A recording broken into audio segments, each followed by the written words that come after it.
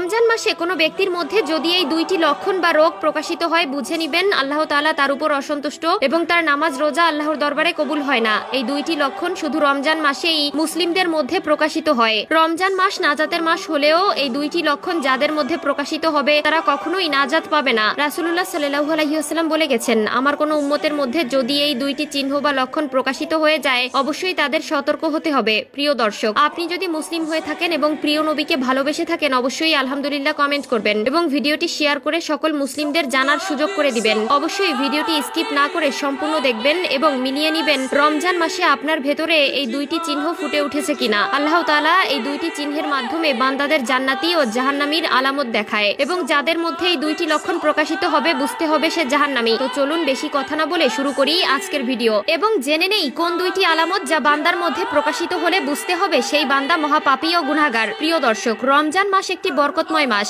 এই মাসে পবিত্র কোরআন নাজিল হয়েছে এবং এই মাসের উসিলায় আল্লাহ তাআলা অনেক কবরবাসীকে মাফ করে দেন এবং অনেক বান্দাদের হেদায়েতের পথ দেখান। এক নম্বরে যেই আলামত দেখলে বুঝতে হবে আল্লাহ তাআলা আপনার রোজা ও নামাজ কবুল করে না তা হলো যদি মানসিক শান্তি চলে যায়। আপনি রোজা রাখার ভেতরে যদি মনের মধ্যে শান্তি অনুভব না করেন, নামাজ পড়ার পরে যদি আপনার মনে প্রশান্তি না আসে বুঝতে হবে আপনার নামাজ রোজা আল্লাহর দরবারে কবুল হয়নি। এই সকল ব্যক্তিদের উচিত আল্লাহর কাছে সর্বদা ইস্তেগফার করা, আল্লাহর কাছে সকল গুনাহ থেকে পানাহা চাওয়া। রাসূলুল্লাহ সাল্লাল্লাহু আলাইহি ওয়াসাল্লাম বলেছেন, যে উম্মত নামাজ পড়ার পরে নিজের মনের মধ্যে প্রশান্তি অনুভব করবে বুঝতে হবে আল্লাহ তাআলা তাকে অনেক ভালোবাসেন এবং তার ইবাদত আল্লাহর দরবারে কবুল হয়েছে। আল্লাহ তাআলা যেই বান্দার উপর অসন্তুষ্ট এবং রাগান্বিত অবস্থায় থাকেন এবং যাদের রমজান মাসে নামাজ রোজা কবুল হয় না তাদের মধ্যেই এই দুইটি আলামত প্রকাশিত করেন। অনেকে না জানার কারণে এই দুইটি লক্ষণকে এড়িয়ে চলি যা আমাদের পরকালকে জাহান্নাম করে দিবে। 2 নম্বর লক্ষণ বা আলামত হলো নামাজ রোজা থেকে মন উঠে যাওয়া। অনেক মানুষ আছে যাদের নামাজ রোজা করতে